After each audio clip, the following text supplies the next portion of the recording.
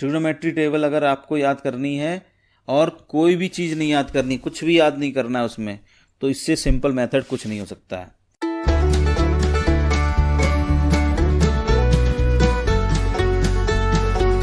तो आज हम बात करने वाले हैं ट्रिग्नोमेट्री टेबल की, और ट्रिग्नोमेट्री टेबल को याद करने की वो ट्रिक देने वाला हूँ जो कि आपको जीवन भर याद रहेगी।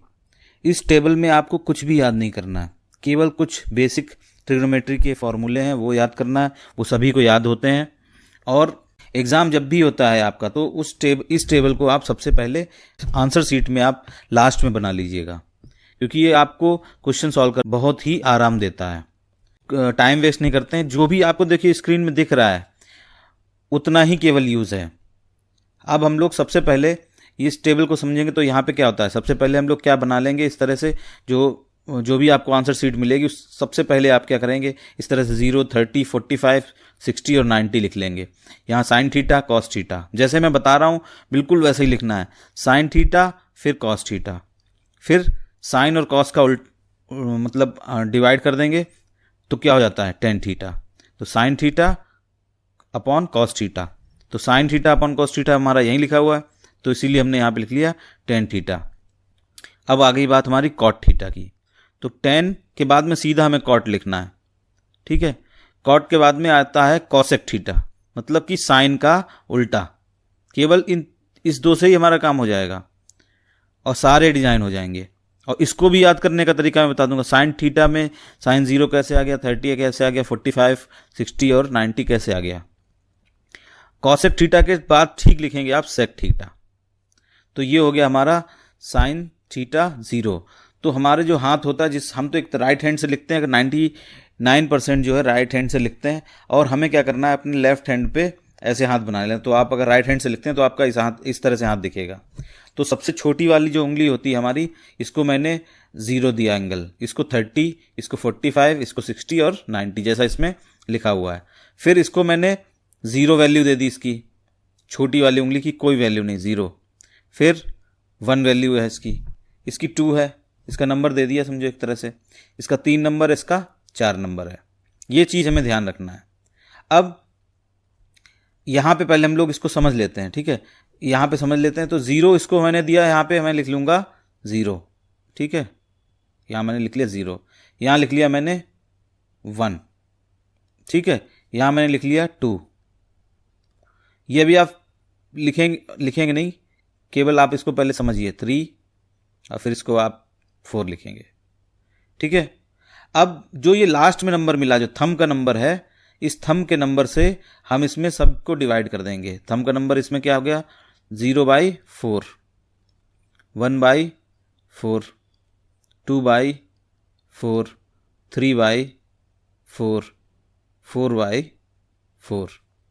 तो 0/4, 1/4, 2/4, 3/4 और 4/4, और इन सब का ले लेंगे हम रूट। रूट क्यों ले लेंगे, क्योंकि हमें ये तो याद रहता है कि इनमें कोई रूट की वैल्यू होती है, कोई 0 होता है, कोई 1 होता है, तो हम सबका रूट लेंगे, पूरा होल रूट है ये, ठीक है। तो यहाँ पे अब हम 0/4, तो रूट में सॉल्व करने से पहले 0/4 ही 0 हो जाता है, और 0 का रूट जो होता है वो 0 हो गया। ऐसे 1/4, तो 1 का तो कोई रूट नहीं निकलेगा, 1 का 1 ही रहेगा, और 4 का हो जाता है 2, तो ये हो जाता है 1/2। और 2/4 में 2 को पहले हम डिवाइड कर लेंगे 4 से, तो ये हो गया 2, तो 1/2 हो गया। अब रूट लेंगे तो 1 का तो 1 ही हो गया, और 2 का क्या होगा, √2। ऐसे ही 3/4, तो 3/4 में 3 का तो रूट नहीं निकलेगा, तो √3 लिख लेंगे हम।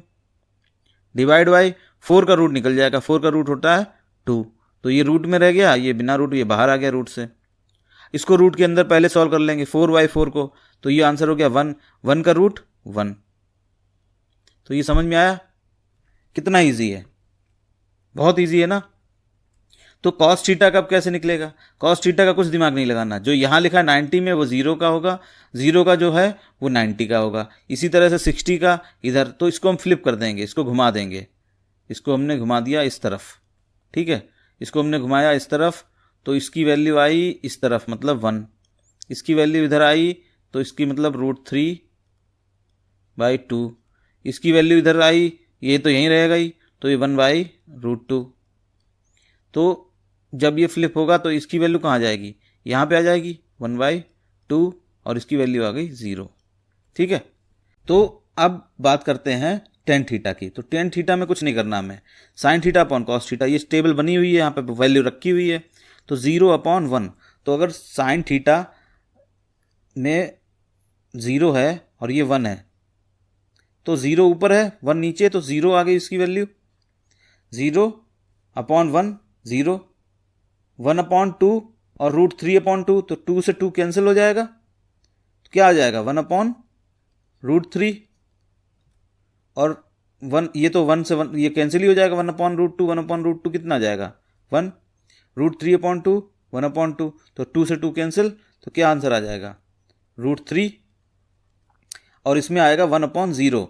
1/0 मतलब कि नॉट डिफाइंड, जो हमें डिफाइंड नहीं होता। 0 तो हम निकाल सकते हैं, 0/1 = 0 हो जाता है, लेकिन 1/0 जो होता है वो डिफाइंड नहीं है। मैथमेटिकल फॉर्मूला, मैथमेटिक्स में इसको डिफाइंड नहीं बोलते हैं, ये नॉट डिफाइंड है। नॉट डिफाइंड भी बोलते हैं या इसको इन्फिनिटी भी बोलते हैं। तो यहाँ पे हम नॉट डिफाइंड लिखेंगे, नॉट डिफाइंड। आगे आप 12th में पढ़ेंगे नॉट डिफाइंड को इन्फिनिटी भी बोलते हैं। ये सिंपल है, कुछ नहीं करना। अब टेन थीटा का लिख गया आपका, कॉट थीटा का कैसे लिखेंगे। टेन थीटा अगर आपका लिख गया तो कॉट थीटा भी ऐसे लिखेंगे जैसे हमने साइन थीटा का लिख के कॉस थीटा का लिख दिया।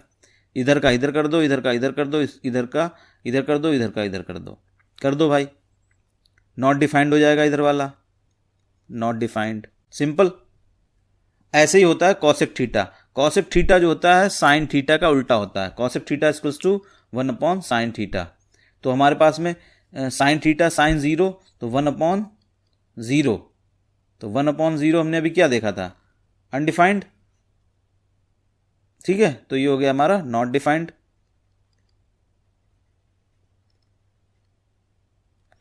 ऐसे ही जो है 1/2,